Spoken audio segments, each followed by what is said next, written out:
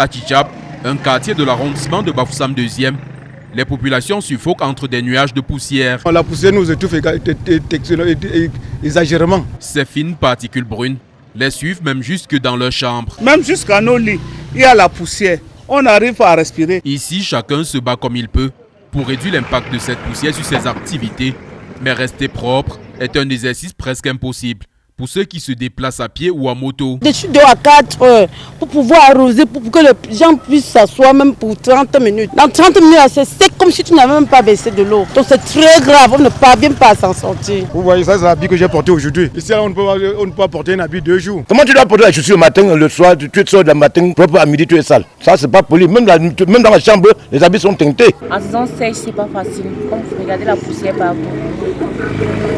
C'est vraiment pas facile de porter ton habit et arriver en route là, étant propre. En saison pluvieuse, c'est pareil. C'est comme si on demandait seulement le pays pour vivre. Nous souffrons, nous vivons vraiment le calvaire ici là. À l'origine de leur calvaire, l'état piteux de la route principale qui va du lieu du Carrefour Tungang à la chefferie supérieure Baleng, en passant par l'école publique de Tchitchap. Cette route devait être goudronnée depuis 2020.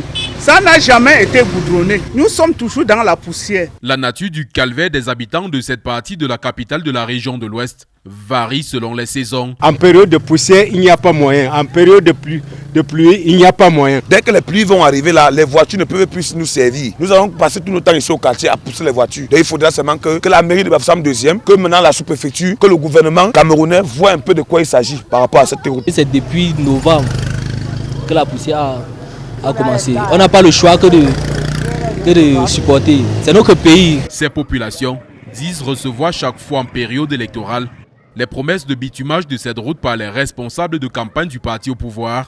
Sauf qu'après les élections, ces promesses sont mises aux oubliettes. On essaye d'arranger notre route. Un quartier sans route n'est pas bon.